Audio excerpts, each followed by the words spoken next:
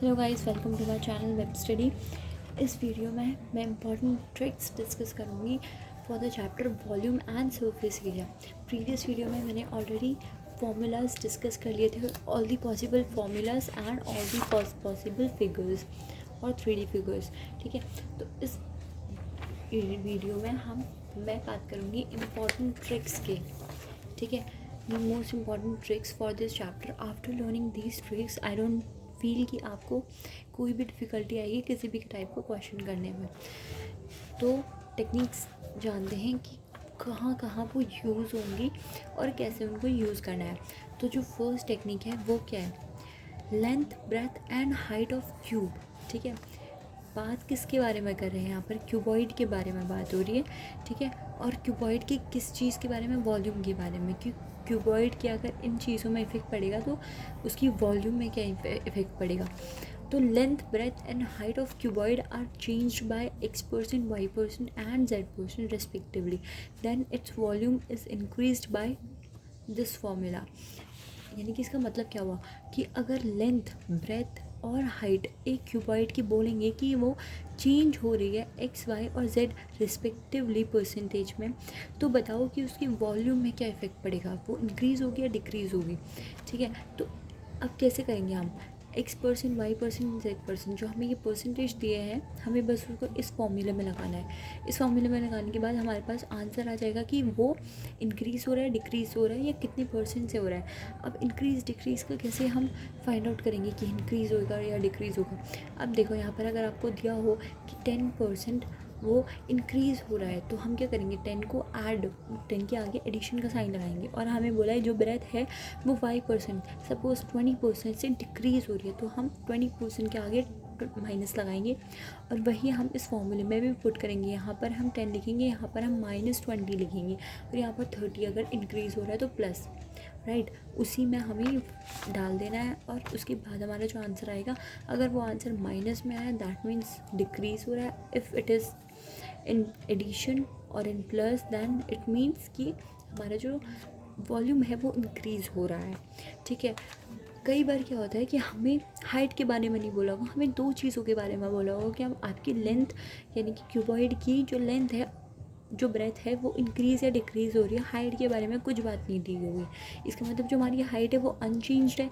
ये फॉर्मूला किसके लिए है कि फॉर्मूला में हमने बोला है ये जब चीज़ें इंक्रीज़ या डिक्रीज़ होंगी तो आपको लगाना है। आप क्या करें, क्योंकि बात यहाँ पर दो के बारे में हो रही है, तीसरे के बारे में तो बात नहीं है। और जो हमारा फॉर्मूला है उसमें तीनों चीज़ें बढ़नी है, घटनी चाहिए, तभी हम फॉर्मूला लगाएंगे।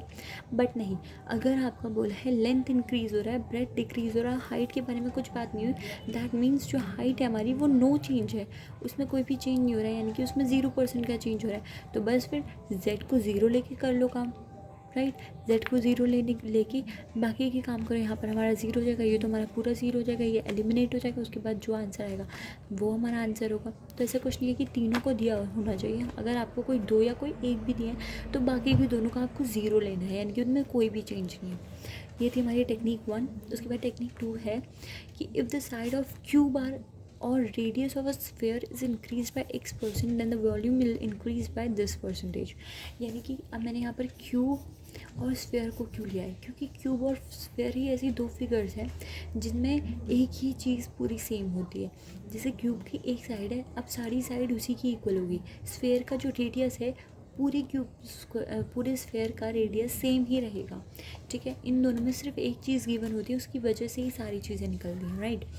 तो यहाँ पर ऐसी फिगर जिनका एक ही चीज़ हो, लाइक क्यूब का हमारा एक साइड है और स्फीयर का रेडियस है, वो अगर इंक्रीज़ होगा तो फिर उसके वॉल्यूम में क्या इफेक्ट पड़ेगा, कैसे पता करेंगे?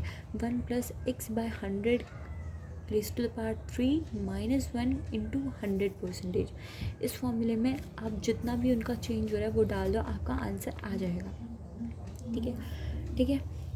नेक्स्ट, उसके बाद if the height of cylinder is changed by x%, यानी कि हमारे सिलेंडर के बारे में बात हो रही है कि अगर हमारा सिलेंडर का हाइट चेंज होगा x% से और रेडियस जो है उसका रिमेन अनचेंज रहेगा, रेडियस में कोई चेंज नहीं है, तो उसकी वॉल्यूम में क्या इफेक्ट पड़ेगा? उसकी वॉल्यूम भी उतने ही परसेंटेज से बढ़ेगी जितने परसेंटेज से उसका हाइट बढ़ रहा है। अब देखो, ये हमारा सिलेंडर है, ठीक है। अब मान लो ये सिलेंडर, इसकी हाइट और इंक्रीज़ हो गई, तो जितनी हमारी हाइट बढ़ रही है सिलेंडर की उतनी ही उसकी वॉल्यूम बढ़ेगी, राइट। इस टेक्निक के अकॉर्डिंग ये है कि हाइट अगर सिलेंडर की जितने परसेंटेज से बढ़ेगी उसका वॉल्यूम में भी उतने ही परसेंटेज से चेंज आएगा, ठीक है। This is the technique 3। Now technique 4। अब टेक्निक 4 में क्या बात करिए, सिलेंडर के बारे में ही बात करिए but radius.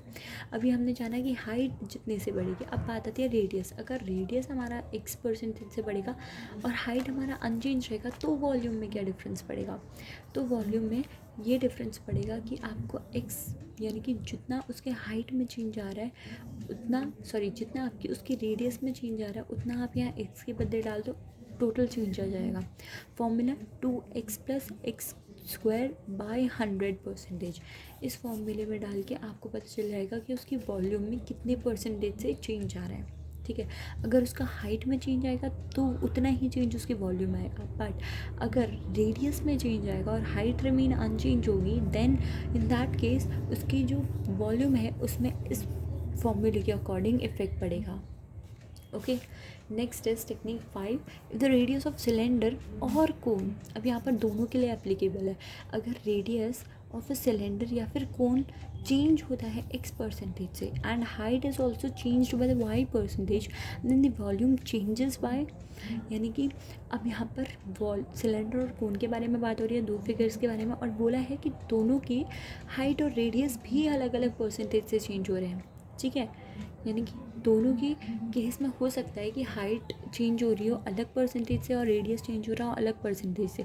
In that case what will be the net change in the volume, यानी कि वॉल्यूम में कितना नेट चेंज पड़ेगा, you have to calculate that. तो कैसे कैलकुलेट करेंगे, by using this formula. So how will you use this formula. अगर उसके रेडियस में फॉर एग्जाम्पल x परसेंटेज से चेंज पड़ रहा और हाइट में y परसेंटेज से, तो उसका फॉर्मूला है 2 × change in the radius, percentage change in radius plus percentage change in height plus percentage change in radius का square plus 2 × radius and height divided by 100 plus height radius square into height by 100। अब देखो यहाँ पर जैसे मैंने बताया cuboid में, इसमें हमें तीनों चीज़ के लिए दिया था, बट अगर हमारे पास कोई दो या कोई एक भी चीज़ है तो भी हम still we can calculate according to this formula or by putting the value in this formula. वैसे ही सेम यहाँ पर है। इफ़ हमें बोला है कि सिलेंडर की सिर्फ रेडियस चेंज हो रहा है, ठीक है। अगर रेडियस चेंज हो रहा है तो हमारे पास उसके लिए एक फॉर्मूला है, एंड हाइट चेंज हो रहा है तो भी फॉर्मूला है। बट व्हाट इफ़ कोन, अगर कोन का हमें रेडियस दिया है और हमें हाइट नहीं दी तो हम क्या करेंगे, हाइट को यानी कि x को हम 0 लेकर कैलकुलेट करेंगे, ठीक है। We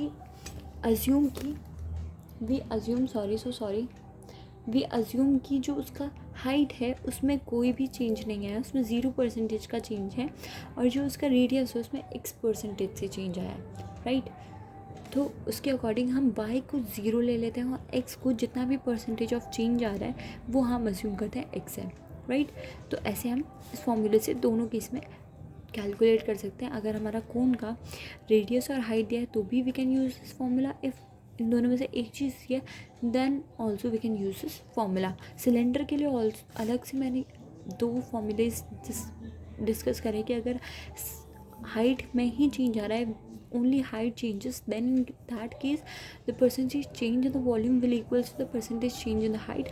And in the case of radius, if the radius of the cylinder change and height remain unchanged, in that case the net change in volume will be calculated by using this formula. But in case of the cone only radius changes and height remain unchanged, in that case we can use this formula for both the cases, whether height changes or whether radius changes and height remain unchanged, or if in the case height changes and radius remain unchanged, or if in the case both changes, ठीक है, in the case both radius or height changes, then also we can use this formula.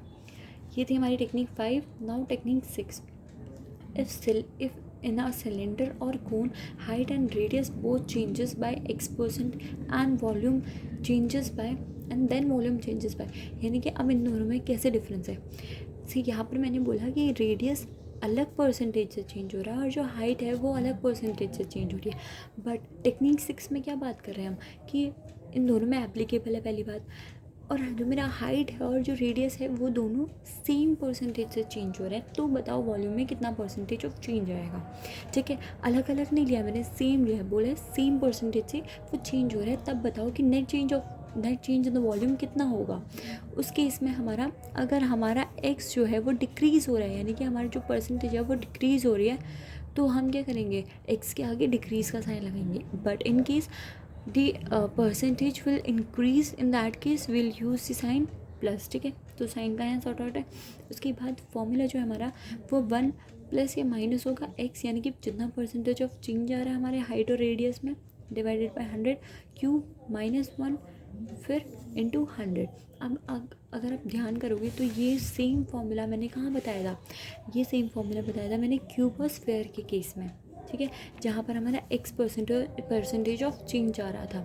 ठीक है, यानी कि इससे conclusion क्या निकला कि ये जो फॉर्मूला है ये क्यूब और स्फेयर में यूज़ क्यों हो रहा है, क्योंकि वहाँ पर एक ही चीज़ चेंज होगी, क्योंकि क्यूब के सारे साइड्स इक्वल होते हैं और स्फेयर का तो रेडियस ही होता है और वो रेडियस ही रहता है, राइट। तो वहाँ पर हमारा एक ही चीज़ चेंज होगा। और यहाँ पर भी हमारा जो हाइट और रेडियस है वो दोनों, हमने क्या बोला है क्वेश्चन में, कि क्वेश्चन में बोल सकता है कि वो हाइट और रेडियस सेम परसेंटेज से चेंज हो रहा है, then also we can use the formula.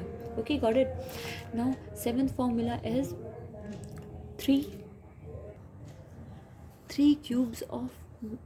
cubes of metal whose sides are x, y and z respectively are melt in the form of new cube। यानी कि ऐसे कई बार question आ चुके हैं, इसीलिए ये टेक्निक्स बनी हैं, राइट। तो कई बार क्वेश्चन में से पूछा जाता है कि जो आपके 3 क्यूब्स हैं उसको मेल्ट करके हम एक बड़ा क्यूब बना रहे हैं, और वो जो अलग अलग क्यूब्स हैं उनकी साइड्स क्या हैं, x, y and z respectively. अगर वो मेल्ट करके हम एक न्यू बिगर क्यूब बना रहे हैं, then if there is no loss in the weight, यानी कि मेल्ट करते टाइम कोई भी वेट में लॉस नहीं आया है, तो बताओ कि साइड क्या होगी क्यूब की। ठीक है, इन that case what will the side of a cube. तो हम कैसे कैलकुलेट करेंगे, जो भी उनकी साइड्स थी उनका क्यूब करके ऐड करके उसका क्यूब रूट निकालना है। अब इससे हमें क्या पता चला, जब हमारे पास 3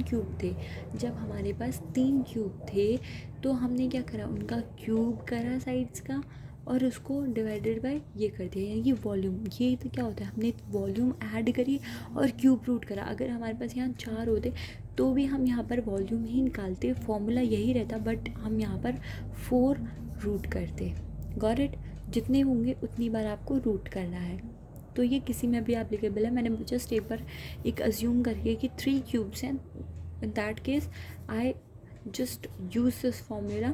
अगर यहाँ पर 4 क्यूब होंगे तो यहाँ पर आपका 4 आ जाएगा, ये सेम रहेगा, क्योंकि ये क्या होता है, ये वॉल्यूम निकालने का फॉर्मूला है। ये मत सोचना कि 3 थे तो हमने 3 बार क्यूब करा, no, this is the formula of calculating volume. So मैंने तीनों की वॉल्यूम कैलकुलेट करी और मुझसे बोला था कि कोई लॉस नहीं है उनके वेट्स में, तो there is no loss in the volume, and then I calculated the cube root. Okay, and the last technique is for the surface area. अभी तक हमने बात करी सिर्फ वॉल्यूम की। In all the techniques we talked about the volume.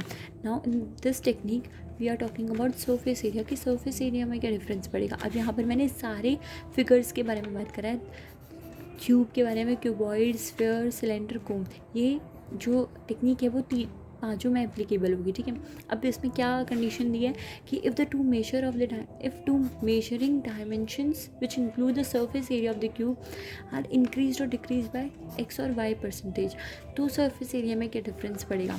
यानी कि कोई भी 2 चीज़ अगर एक्स और वाई परसेंटेज से चेंज हो रही है, अज्यूम करो वो रेडियस या फिर हाइट है, या कोई भी 2 फिगर्स हैं, कोई भी 2 उनके डायमेंशंस हैं, वो चेंज हो रहे हैं एक्स और वाई परसेंटेज में, तो for calculating surface area will use this formula only. ठीक है, सरफेस एरिया के लिए only there is 1 formula and that is this. और ये कब एप्लीकेबल होगा, जब कोई 2 चीज़ चेंज हो रही होंगी, इन दैट केस। तो इस वीडियो के लिए इतना ही। Thank you so much guys for watching my video. Next video में हम क्वेश्चन स्टार्ट करेंगे of this chapter volume and surface area, right. Will start the questions. Thank you so much guys for watching my video. For more such videos, please do like, share and subscribe my channel.